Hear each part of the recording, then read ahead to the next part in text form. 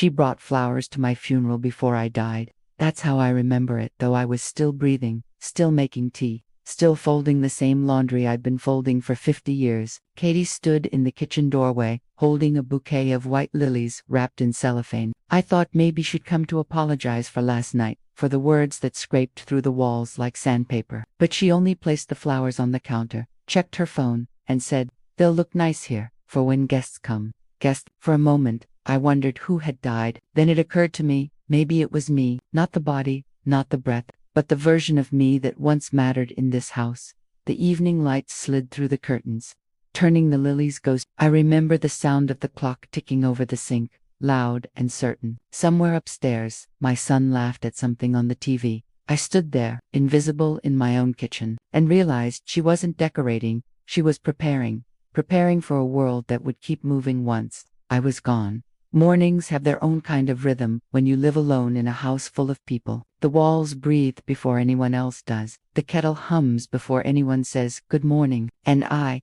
like clockwork, wake up before the sun. I've lived in this house for 47 years, through winter leaks, birthdays, renovations, and the kind of silence that doesn't come from peace, but from people learning to live without you. Every morning, I shuffle into the kitchen, tie my robe a little tighter, and start the kettle. Steam rises, the window fogs, and for a few seconds, it's like the old days, the sound of boiling water, the smell of bread, and the faint music of my husband's whistle coming from the hallway. But when I turn, it's only me and the ticking clock. Katie usually wakes up around 7. She comes down in slippers, scrolling her phone, muttering about her meetings. My son, Daniel, follows, tie crooked, hair wet from the shower, always in a hurry, always late. They kiss each other goodbye in front of the door like a well-rehearsed scene, and I watch from the kitchen table, pretending not to see. "Mom, don't forget your pills," Daniel says sometimes, without looking up. "I won't," I reply. "That I always do, not out of neglect, just to prove I still have a choice." By the time the front door closes, the house exhales. It's my favorite sound, that long sigh of empty rooms returning to me. I sweep, water the plants, refold the towels, Katie says. I fold too tightly. I line up the shoes near the door, polish the silver frame that holds my husband's picture, and talk to him as I dust. "You'd laugh at all this," I tell him. Our Daniel married a woman who schedules her emotions. He doesn't answer, of course. He never does. But I still pause long enough to imagine what he would say. Something gentle, teasing, forgiving. The afternoons are the hardest. The house feels heavy with absence. Sometimes I sit by the window with my tea, watching the neighborhood change. New cars, trimmed hedges, children I no longer recognize. I used to know everyone on this street. Now, even the mailman avoids small talk. Katie's laughter carries through the front door long before she enters. Always on the phone, always performing kindness. She's polite, efficient, and generous to others. But around me, her tone sharpens, like I'm a to-do list item she forgot to cross off. "Mom, did you use the good towels again?" she asks one evening, holding a damp, expensive-looking square of fabric like evidence. "I didn't notice," I say. "I just reached for the nearest one." "You have your own towels. Please use those." I nod. I've learned to conserve my words. They run out faster than she thinks. At night, when they sit on the couch watching TV, I stay in the kitchen, pretending to clean. Sometimes, I laugh at the old sitcom reruns playing in my head, the ones from when laughter was real, not background noise. My granddaughter, Emma, used to visit every weekend. She's 16 now, busy with life and dance lessons. When she does come by, she hugs me fast, her perfume smelling like something I can't name. Youth, maybe. She shows me photos on her phone I can barely see. I nod and smile anyway. She doesn't know that I still keep her drawings on the fridge, faded crayon hearts and shaky stick figures labeled me and Grandma. Dinner is quiet. Katie sets the table with precision. Daniel checks emails. I stir soup no one really wants. Sometimes, I imagine inviting my late husband to dinner, setting his plate across from mine, and saying, "Look what's become of us." Instead, I eat in silence, pretending not to notice that my chair has been moved slightly closer to the kitchen, as if distance could disguise discomfort. After they go upstairs, I sit by the window again. The garden lights flicker outside. A fox crosses the yard, graceful and unbucked. I envy that. There's a certain peace in being invisible, until you realize they've stopped looking for you altogether. That night, I dream of white lilies, I don't yet know why, only that they seem to belong to an ending I can't name. Asterisk, it started with a dinner I wasn't supposed to hear. They thought I'd gone to bed early. I had, but age teaches you to sleep lightly. Your body rests, your heart doesn't. The hallway carried their voices down to my room, like whispers through a straw. Daniel's voice came first. Calm, tired, trying to sound patient. She just forgets things, Katie. It's not that bad. Katie's sigh followed, sharp, clipped. Tired of pretending. Daniel? She left the stove on again, twice this week. What if Emma had been here? I sat up in bed, my pulse quick as a sparrow's. I hadn't left the stove on. I'd turned the flame down to simmer the soup. Katie turned it off because she doesn't trust anyone over 65 with heat.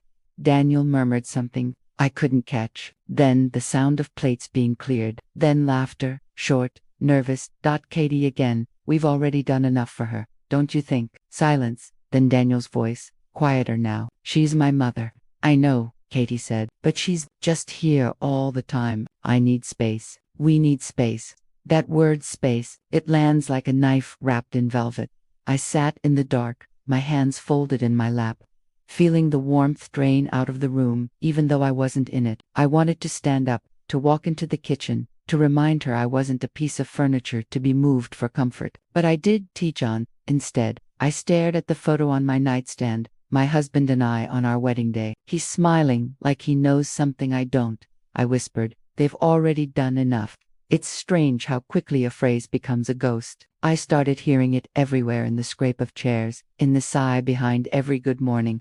The next morning, I made breakfast anyway. Habit is its own defiance. The smell of fried eggs and butter filled the kitchen. Daniel walked in, kissed my forehead absently, and said, "Morning, Mom." Katie followed, holding her phone, already half-dressed for work. "Oh," she said, glancing at the stove, "you're cooking again." "I thought you liked eggs," I said.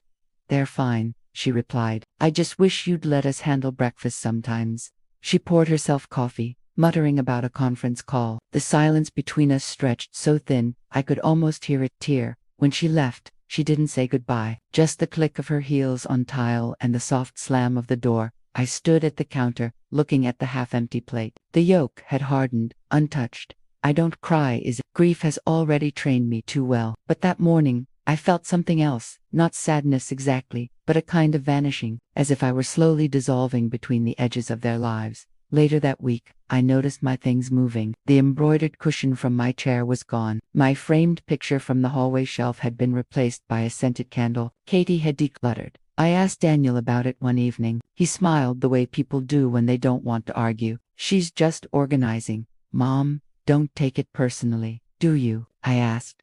He blinked. "Do I what? Take me personally?" He looked confused, then laughed softly, as if I'd told a joke. "Of course I do," he said, kissing my forehead before walking away. "That's the thing about sons. They don't notice the storm until the roof is gone." That night, I made myself a cup of chamomile tea and sat by the window again. The lilies from last week had wilted in their vase, their petals curled like small white fists. I plucked one and pressed it between the pages of my old diary. It left a faint, yellow bruise on the paper. That's how it felt. Not pain, exactly, just proof that something had touched me once and left its mark. Asterisk, the moment itself was small, a sentence tossed casually into the air, like lint, but it landed on me and stayed. It was Saturday, late afternoon, the kind of day when the house smells of detergent and faint resentment. Daniel was fixing something in the garage, and Katie was rearranging the living room, her favorite ritual. Every few weeks, the furniture shifted, as if she were trying to erase our history by changing the angles. "Mom," she called out, "could you help me move this cabinet?" I went, "Of course, that's what mothers do. We help, even when no one helps us back." The cabinet was a heavy oak piece, one that Daniel and I had bought from a thrift store decades ago. She was dragging it away from the wall, muttering about how it blocked the light. Asterisk, I gripped one end, steadying it. "Careful, the floor scratches easily." She exhaled sharply. "It's just a floor." We shifted it halfway across the room when a small white envelope slipped out from behind the cabinet. It landed at my feet. My name wasn't on it, but I recognized the handwriting. Katie's. Before I could bend down, she snatched it up, too quickly. "Oh, that's nothing," she said, tucking it into her back pocket. Old papers. Her voice had that brittle brightness people use when they lie. Something in my chest tightened. I didn't press. Instead, I nodded and smiled. Years of motherhood teach you when silence is stronger than questions. She left the room soon after, phone ringing. I stayed behind, straightening the picture frames. My husband's photo leaned slightly to the left, so I fixed it. I heard her voice in the hallway, low and rushed, double quotes. Yes, for Sunday morning. The delivery should be around 10. A pause. Yes, name on the card from Katie and Daniel. Message, in loving memory. Got it. Yes, she'll be gone by then. The sound froze me. Gone. For a few seconds, I thought she meant a trip, or maybe someone else. But the air inside me stilled when I heard her next words. No, not yet. But soon. It's better to be prepared. I didn't move. The world tilted, very slightly, like the house had inhaled and forgotten how to exhale. When she hung up, I heard her footsteps pause by the doorway. Everything okay, Mum? She said lightly. I turned toward her. My voice came out soft, steady. I think so. She smiled, relieved, not because I was fine, but because she didn't want to explain. That night, at dinner, I said nothing. I watched her pass the salt to Daniel, watched their familiar rhythm, shared glances, easy laughter. I watched my son eat without noticing that his mother's world had just shifted under her feet. I excused myself early, saying I was tired. In my room, I sat on the edge of the bed and stared at the wall. The paint there still carried a faint mark from Emma's crayons years ago, a crooked heart. I traced it with my finger and whispered, "They've already done enough." 2 days later, the flowers arrived. A knock at the door. Katie opened it, still in her robe. "Delivery from Mrs. Lawson," the young man said. He held a large arrangement, white lilies, pink roses, baby's breath, the kind you see at memorials. "Oh," Katie said, startled. "That must be a mistake," but the card said otherwise. "In loving memory, you'll always be with us. Katie and Daniel." Her face drained of color. She looked at me, standing behind her. I don't know how," she began. "It's beautiful," I said. My voice surprised us both. Calm, measured, a little too calm. I took the bouquet from her hands, placed it gently on the dining table, and began to unwrap it. The scent filled the room, sweet, cloying.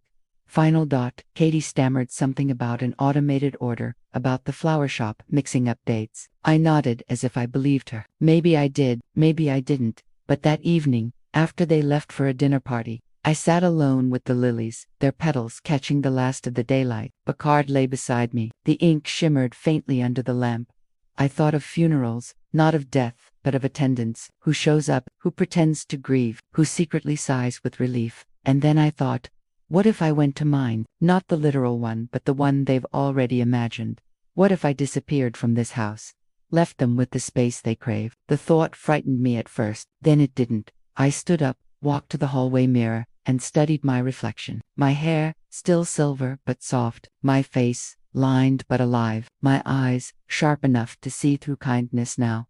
"I'm still here," I whispered, "and you've already sent the flowers." The lilies leaned toward the window, pale and silent witnesses. That was the night I decided to attend my own funeral, by living. Before there was silence, there was music, not from radios or phones, but from laughter, the kind that fills a room and lingers long after the plates are cleared. I remember the hum of summer nights, when the curtains fluttered in warm air, and my husband, William, would whistle as he built something in the garage. He always had a project, a birdhouse, a bookshelf, once even a wobbly swing that Emma later claimed as her throne. Those were the golden years, the kind that feel eternal when you're inside them, and impossibly brief.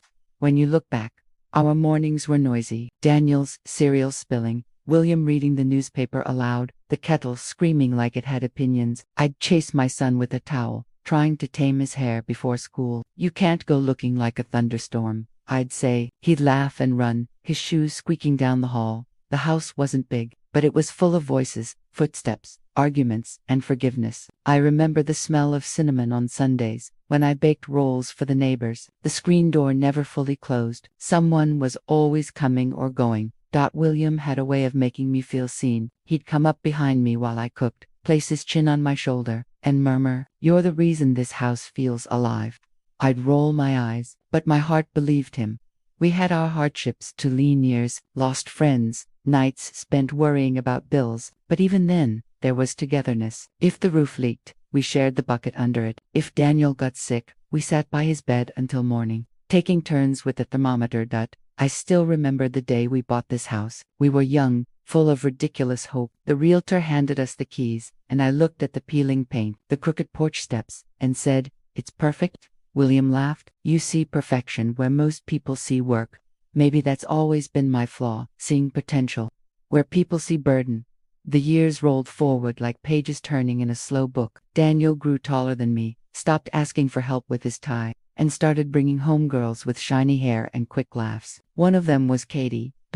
She was polite back then, nervous, eager to please. I liked her immediately. I even told William, "She's the kind who'll take care of him." He smiled at me, that quiet, knowing way of his. "Let's hope she lets you take care of yourself, too."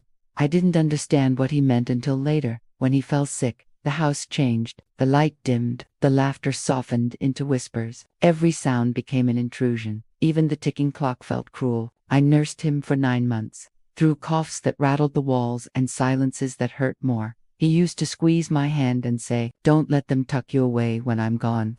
I promised. IWOULDN. Single quotes. After the funeral, Daniel stayed with me for a while. He brought Katie over more often. She'd clean, reorganize, repaint, always with good intentions, I think. But she also started changing little things. William's chair moved to the corner, his tools were boxed up, and his photo was replaced with scented candles. She said it helped freshen the space. I told myself it was just her way of coping, of being useful. But grief doesn't like order. It likes chaos, because chaos feels honest. Sometimes, late at night, I'd sit in that chair, his chair, and hold his old flannel shirt. It still smelled faintly of sawdust and aftershave. I'd close my eyes and imagine his hand brushing against mine. One night, Emma was sleeping over. She woke up to find me sitting there and asked, "Grandma, are you talking to Grandpa again?" I smiled, just saying good night.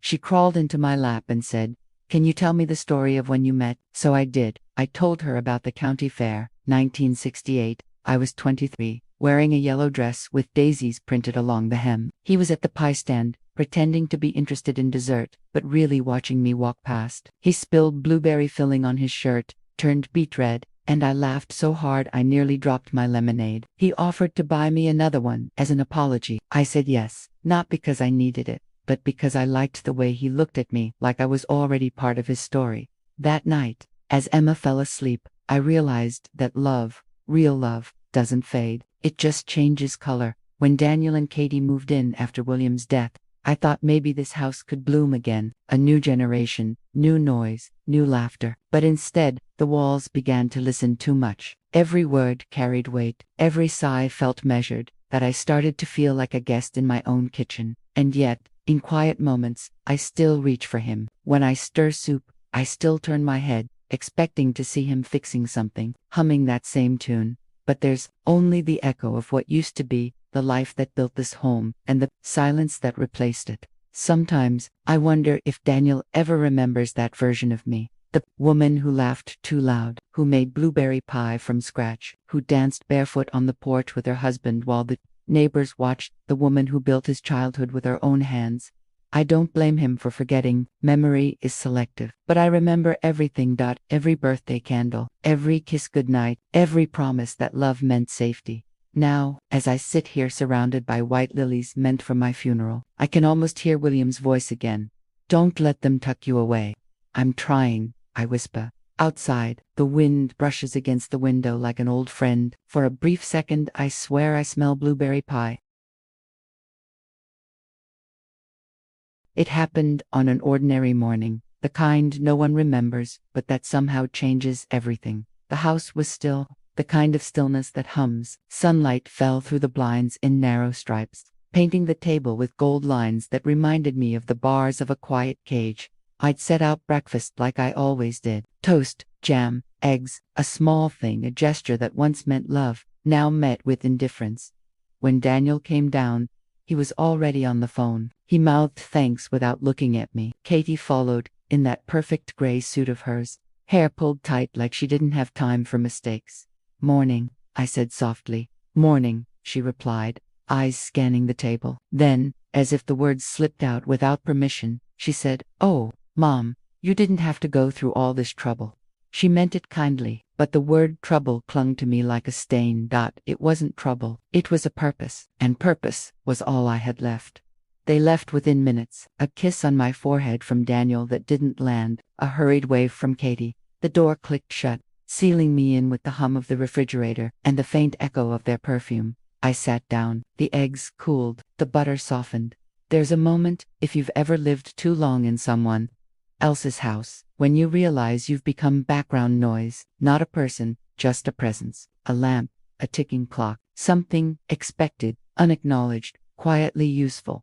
I looked around the room and saw the evidence. My husband's photograph was replaced with a landscape print that matched the decor. My embroidered cushion, gone. The floral teapot, boxed away in the attic, because it was too sentimental. The house I built had been repainted in someone else's palette, and suddenly, I understood that it wasn't about space. It was about no longer needing me. I'd told myself for months that things were fine, that love just changes shape with time, that children grow distant out of busyness, not coldness. But the truth was simpler, sharper. I was a chapter they'd already closed. I thought of the sympathy flowers again, of how Katie's face had crumpled when they arrived, not because she pitied me, but because she was caught between guilt and inconvenience. I'd once believed kindness lived in apologies. Now I knew it lives in how people include you in their ordinary days, and I was no longer included.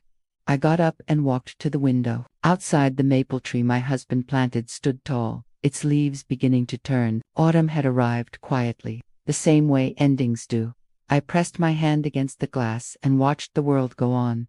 The mailman, the neighbor's children, a stray cat curling under a car. Life moved without me, as if I were already gone. And maybe, in their minds, I was. I thought about the woman I used to be, the one who believed her love could hold everything together, the one who waited for gratitude that never came, the one who thought aging meant invisibility was the price of grace. Then I whispered, "No more." The sound startled me. It wasn't anger. It was resolved, soft but certain, like the closing of a book. I sat down again, poured myself tea, and let the silence settle around me. It didn't feel cruel anymore. It felt honest. I finally understood what William meant when he said, "Don't let them tuck you away." He wasn't talking about a place. He was talking about a state of being, the quiet erasure that comes when you stop believing you deserve more. The tea had gone cold, but I drank it anyway. The bitterness suited the morning. Then, slowly, I smiled. Because for the first time in years, I wasn't waiting for anyone to see me. I was finally looking at myself. I didn't plan to leave that morning. It began with a drawer, the one in the hallway, full of papers, receipts, and lives we meant to keep but forgot about. I'd opened it to find a notepad, but instead, I found the house deed. My husband's name is still printed there in blue ink, the corner slightly torn from years of handling. I ran my fingers over it and felt something awaken, a pulse, a reminder. This house had always been mine before it became theirs. I sat down on the floor. Papers spread around me like old memories. There were bills from the 70s, faded birthday cards, and one of Daniel's crayon drawings labeled "Mom's Superpower, Everything." I laughed softly. My superpower. Once, maybe. Then, like a whisper in my chest, I heard William again. "Don't let them tuck you away." It didn't sound like advice anymore. It sounded like permission.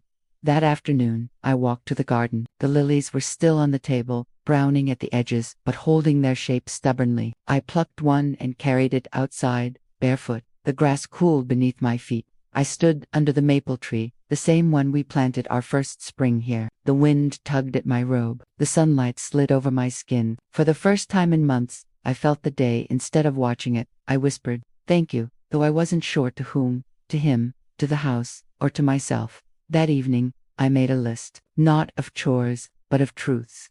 I am not a burden. I am not furniture. I am not waiting for permission to live. Then I wrote one final line, underlined it twice. I will attend my own funeral by living. The next morning, I called a real estate agent. Her name was June, her voice warm, curious. "Mrs. Lawson," she said, "are you sure you want to sell? It's a beautiful home." "Yes," I replied. "It's time someone else filled it with noise again." When she asked where I'd go, I said the first thing that came to mind. "There's an art colony outside town, 4 seniors." I hadn't painted in years, but the thought came to me like a memory. The scent of turpentine, the weight of a brush between my fingers, the way color used to make me feel alive. June promised to handle everything discreetly. I believed her. For the rest of that week, I moved through the house differently, not as a guest, but as someone saying goodbye on her own terms. I opened the curtains wider. I hummed while folding laundry. I cooked my favorite meals, even if no one ate them. Daniel noticed once. "You seem lighter, Mom," he said. I smiled. "Maybe I am." He didn't ask why. He didn't see the boxes under my bed, labeled "Keep, Donate, Let Go." On Thursday, Katie came home early and found me sitting at the dining table with the lilies again, or what was left of them. She wrinkled her nose. "You should throw those out." I looked up. "Not yet. They're still teaching me something." She frowned. "Teaching you?" "Yes," I said quietly, "that beauty doesn't have to last to be meaningful." She didn't know what to do with that, so she just nodded and walked away. That night, I lay in bed and imagined what it would feel like to start over, to live somewhere where no one sighed when I entered a room, to paint again, even badly, to laugh without someone rolling their eyes. Freedom, I realized, doesn't come from leaving people behind. It comes from remembering who you were before they made you small. By dawn, I'd decided I would leave on Sunday. I would pack my life into 2 suitcases, one for the past, one for what's next. I would take the lilies with me, dried and fragile, because they had become my mirror, fading, yes, but still holding form. I would not announce my departure. I would simply vanish into the silence they created. It felt poetic. It felt fair. It felt like living. That morning, as I watched the sunrise from the kitchen window, I whispered to William, "They sent flowers to my funeral. Love, I suppose the least I can do is show up to it alive." And for the first time in a very long time, I laughed, quietly, freely, the way I used to. The house began to loosen its grip on me, the way a hand unclenches after holding on too long. That started with the closets, not the kind of cleaning that means you're tidying, but the kind that means you're preparing to disappear. I folded clothes I hadn't worn in years, cardigans my husband liked, the shawl I'd worn to Daniel's wedding, the pale blue dress I'd bought after his funeral but never had the heart to wear. Every item carried a memory, and every memory had a weight. But as I placed each one in a box, the weight shifted, not gone, just moved somewhere lighter inside me. June, the real estate agent, came by 2 days later. She was young, with kind eyes and an energy that filled the space without taking from it. "This home has heart," she said softly, running her hand along the banister. "You can feel the history." "Yes," I replied, "and it's time for someone else to write theirs." We sat at the kitchen table, the same one where I'd once served breakfast to my family, and went over the paperwork. She explained everything with gentle clarity. No pressure, no pity. At one point, she looked up and said, "You remind me of my grandmother. She left her farm when she was 70. Everyone said she couldn't do it, but she said she'd rather begin something new than watch the same walls forget her name." I smiled. "Your grandmother sounds brave." She said, "Bravery is just stubborn hope," June replied. I liked that. It stayed with me. Over the next few days, I moved through the house like a visitor. I dusted without emotion, packed without nostalgia. I left little traces, though a note tucked behind the photo of our family, a pressed lily inside my diary, a recipe card for Emma, marked for when you miss me. I didn't leave out of spite. I left out of love, the kind that knows when to stop asking to be seen. Saturday evening, the night before I planned to go, Daniel came home late. He was tired, loosened his tie, eyes were heavy. I made him tea, as I always did. He sipped it absent-mindedly, then said, "Mom, you've been quiet lately." "I've been thinking," I said. About what?" "About what comes next."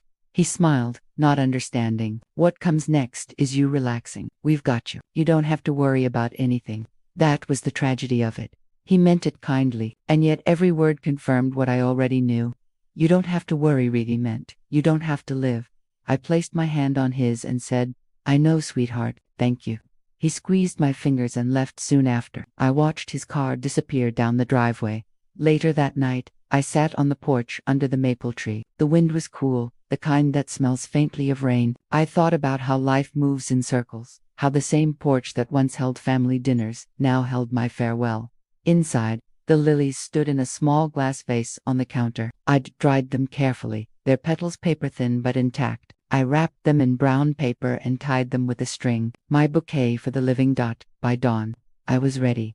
I left a letter on the kitchen table, not an explanation, just a truth.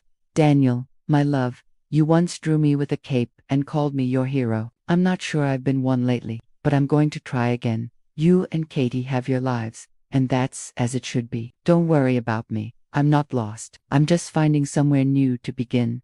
Please tell Emma to paint something bright for me. With love. Always. Mom. I left my key beside the note. When the taxi arrived, I didn't look back. The driver, a middle-aged man with kind eyes, helped me with my bags. Moving far? He asked. Far enough, I said. The sun was rising, and the light hit the windows just right, the same way it did the morning I first moved in. It looked almost the same, only now the reflection in the glass was older, surer, freer. As we drove away, I didn't feel loss, I felt release. The road curved past the flower shop on Main Street, the one that had sent those sympathy lilies. On a whim, I asked the driver to stop. I stepped out, bouquet in hand, and walked inside. The bell chimed. The air smelled of earth and sweetness.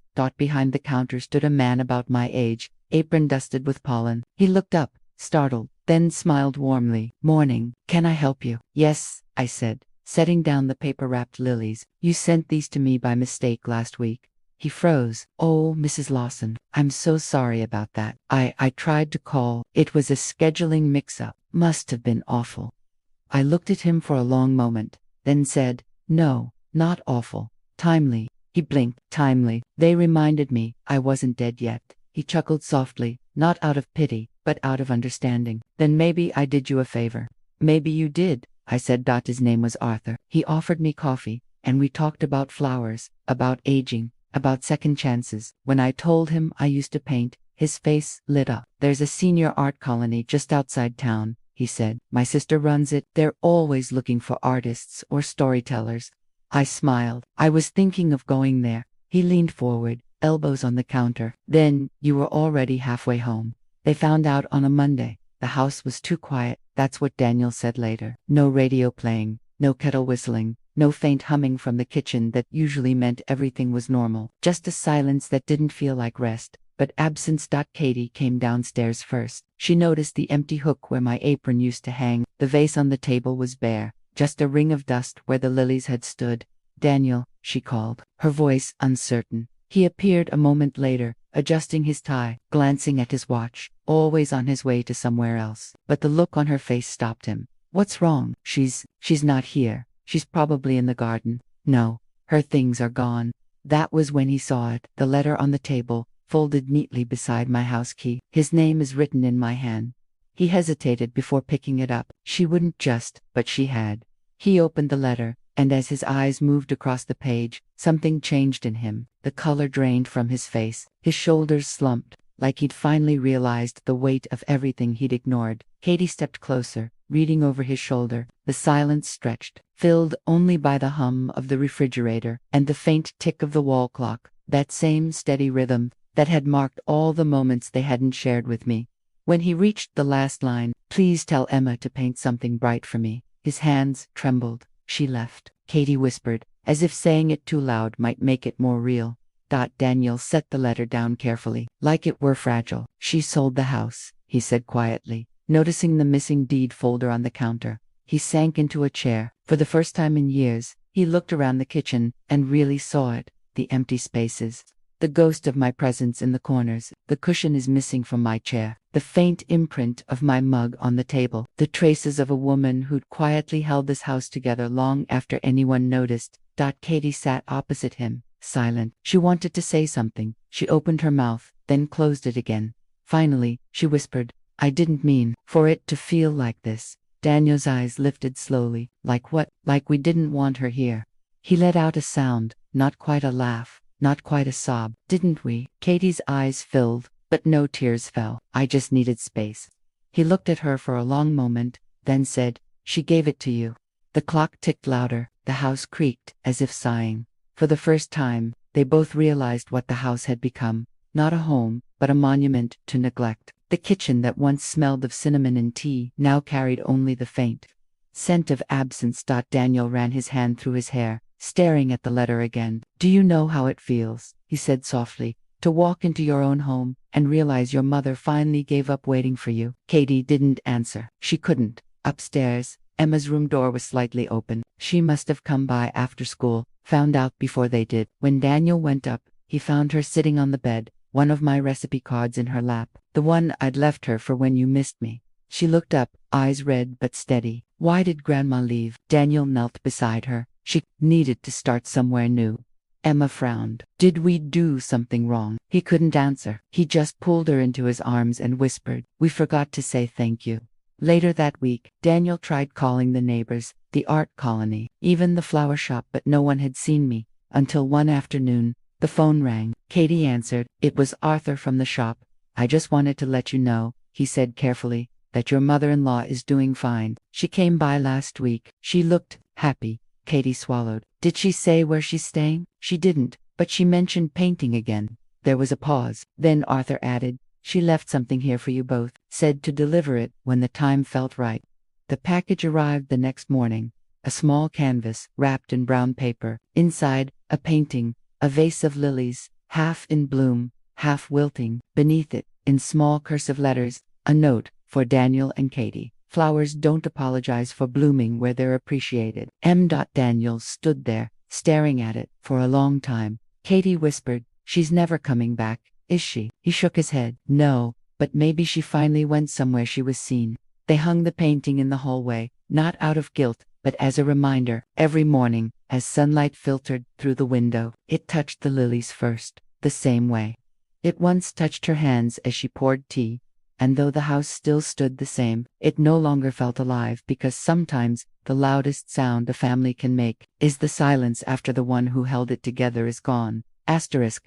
The mornings here are different. The light doesn't come through blinds. It spills gently across canvas, touching paint tubes and empty teacups. The air smells faintly of lavender and turpentine. Someone down the hall plays a soft piano piece every sunrise. I don't know who, and I don't ask. Some mysteries deserve their silence. At the art colony, no one asks who I used to be. They only ask, what are you painting today? That's the kind of kindness I didn't know I was waiting for. My room is small, just a bed, a window, and a desk covered in half-finished paintings. The walls are pale, like a blank page waiting for stories. Outside my window, a field of marigolds stretches toward the hills, their faces turned unapologetically toward the sun.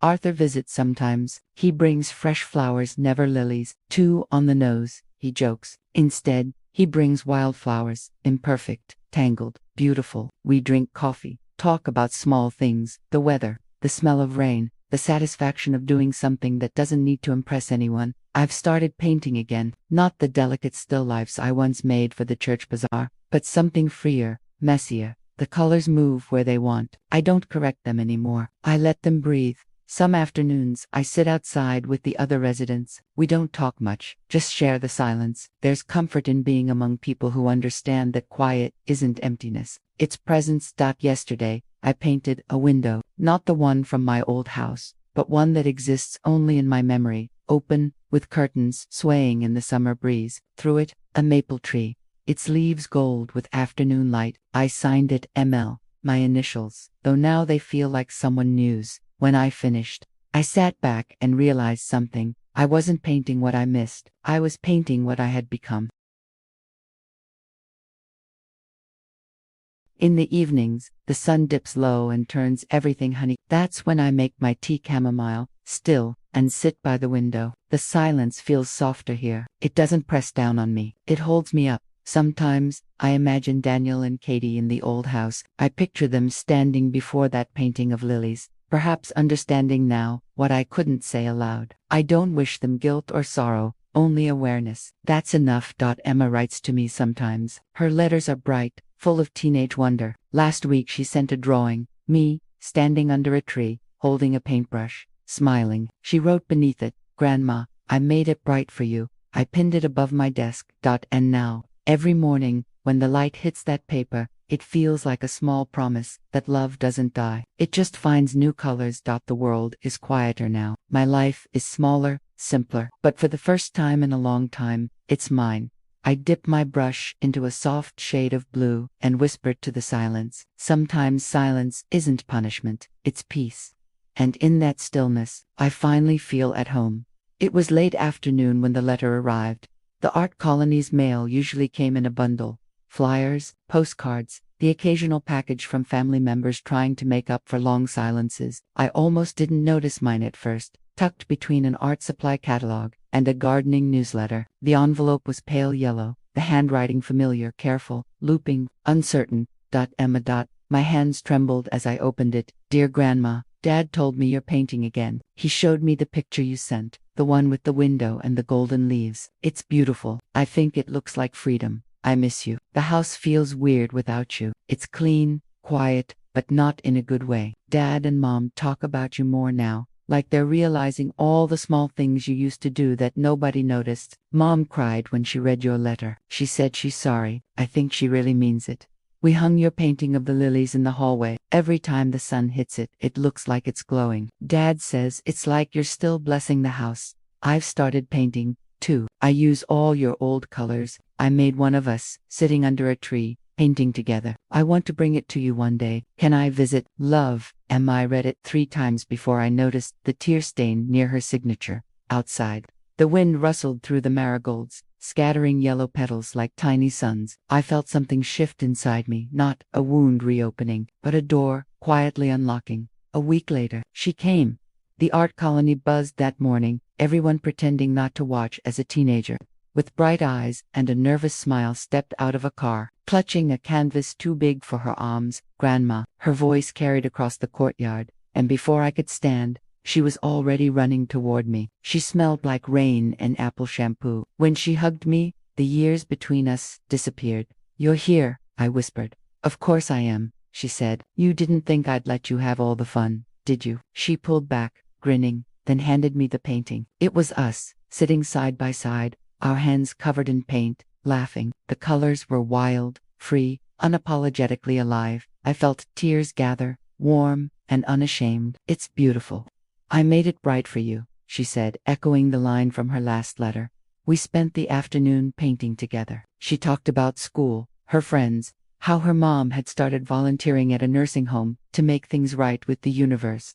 I listened, smiling, adding quiet brushstrokes between her stories. That at one point, she paused and looked at me. Grandma, are you happy here? I thought about that, about the sunlight on my hands, the laughter of strangers who'd become friends, the canvas in front of me, half finished and full of possibility. Yes, I said softly. I'm finally living in color again.